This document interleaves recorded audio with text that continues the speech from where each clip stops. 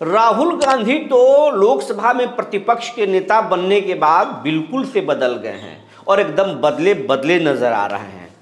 वो न सिर्फ एनडीए के साथ पॉलिटिक्स कर रहे हैं बल्कि इंडिया अलायंस के नेताओं को भी हल्का हल्का सटा रहे हैं। आज बिहार दौरे पर आए और बिहार में दो अलग अलग कार्यक्रम किए। बापू सभागार में उन्होंने एक पब्लिक मीटिंग को संबोधित किया, कार्यकर्ताओं को संबोधित किया और संविधान को लेकर किया। और उसमें जो उन्होंने एक से बढ़कर एक बातें की, उससे तो मानो नीतीश और मोदी ही नहीं, लालू प्रसाद यादव के साथ भी वो खेल करके चले गए।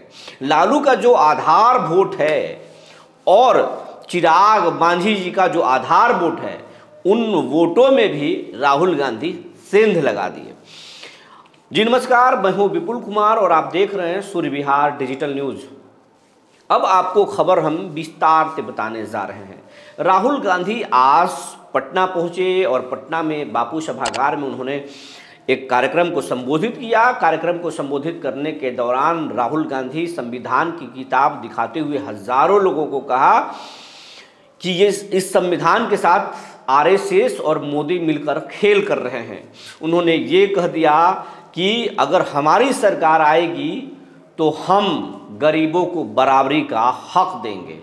इस देश के सभी नागरिक को बराबरी का, समानता का अधिकार है। किसी के पास अगर ज़्यादा संपत्ति है और किसी के पास कम है तो हम ठीक करेंगे। और उन्होंने ये भी कह दिया कि मोदी की इसी कार्यकाल में, इसी लोकसभा में हम जातीय जनगणना कराएंगे और इसका बिल लेके आएंगे। उन्होंने एक से बढ़कर एक हमले किए, संघ पर बहुत सारे हमले किए, मोदी पर हमले किए, लेकिन नीतीश कुमार पर उन्होंने इशारों में कुछ नहीं किया। नीतीश कुमार पर उन्होंने बहुत से हमले नहीं किए, कुछ नहीं बोले। इससे राहुल गांधी के बारे में जो है वो समझना बड़ा मुश्किल है। कई तरह के संकेत राहुल गांधी दे दिए। लोग कह रहे हैं कि नीतीश पर वो सॉफ्ट हैं, मोदी पर जरूर हार्ड हैं, वो हमले कर रहे हैं, लेकिन नीतीश कुमार को कहीं ना कहीं वो सॉफ्ट रखे हुए हैं। एक विंडो खोल के रखे हैं कि नीतीश जब चाहें वो हमारे साथ आ सकते हैं।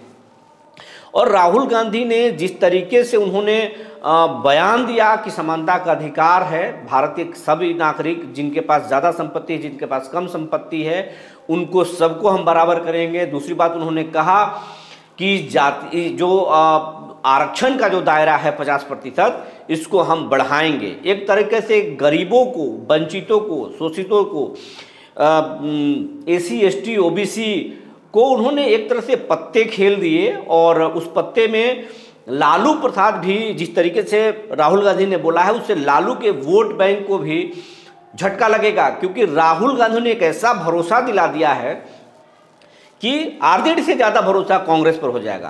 क्षेत्रीय दल के नेता जो खुद को दलित, जो खुद को गरीबों के मसीहा बताते हैं, उन नेताओं को भी उन्होंने छोटा कर दिया है। उनके जो वोट बैंक के लोग जो हैं, दलित और वंचित तबका के जो लोग हैं, उनको राहुल गांधी पर भरोसा होगा कि काश ये व्यक्ति देश के पीएम बने या इसकी सरकार बिहार में हो, तो फिर हमें समानता का अधिकार मिल जाएगा, हमें ज़मीन मिल जाएगा, हमें हमारा आरक्षण का दायरा बढ़ जाएगा, हमारे बच्चों को नौकरी मिल जाएगी।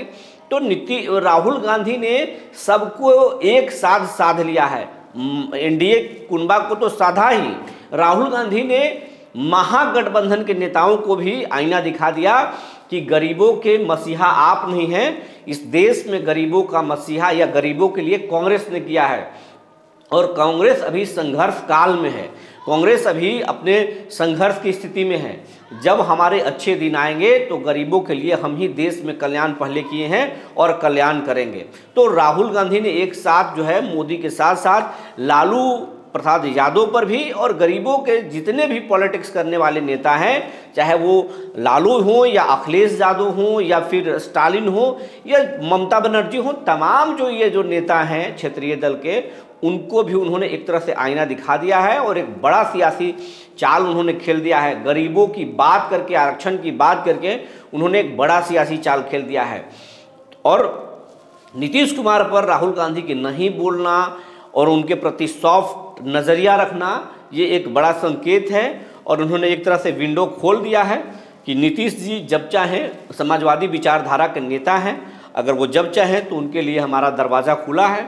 तो राहुल गांधी ने एक बड़े संकेत दिए। इसके साथ साथ राहुल गांधी ने बापू सभागार में मीटिंग संबोधित करने के बाद में फिर अपने कार्यकर्ताओं के साथ उन्होंने सदाकत आश्रम में बात की है और अंदरूनी बहुत सारी बातें हुई हैं और कांग्रेस के संगठन में भी बिहार में बड़े बदलाव हो सकते हैं। कांग्रेस एक बड़ा प्लान इस चुनाव को लेकर कर रहा है और बिहार में इस बार आरजेडी के सामने घुटने कांग्रेस नहीं टिकेगी। जिस तरीके से लोकसभा में आरजेडी ने मनमानी किया था, कई सीटों को छीन लिया था, चाहे वो औरंगाबाद हो, बेगूसराय हो, पूर्णिया हो, उनकी सीटों को नहीं दिया था और वहाँ पर अपने उम्मीदवार उतार दिए थे। ये स्थिति विधानसभा में नहीं होगी और राहुल गांधी की इस यात्रा से कांग्रेस के नेताओं में हौसला बढ़ गया है और कांग्रेस अपने सीटों को चिन्हित कर रहा है कि किस सीटों पर कांग्रेस की स्थिति मजबूत है। कई नेताओं को लाने की तैयारी है। जेडीयू के कुछ नेताओं की भी नज़र है, बीजेपी के भी कुछ नेता पर नज़र है और बाकी जो दल के हैं, जो बागी होंगे, जो जिनकी ज़मीन मजबूत होगी, उन सबको कांग्रेस में लाने की बातें चल रही है। प्लस में प्रदेश के संगठन में भी बहुत बड़े बदलाव हो सकते हैं। ये तमाम चीज़ संकेत मिले हैं। तो राहुल गांधी के आने के बाद से बिहार के सियासत में कई संकेत मिल रहे हैं और नीतीश कुमार पर सॉफ्ट कर्नर रखना राहुल गांधी के ये बड़े संकेत दे रहे हैं। आने वाले दिनों में कुछ बिहार में बड़ा होगा, इसके लिए हमको भी और आपको भी इंतज़ार करना होगा।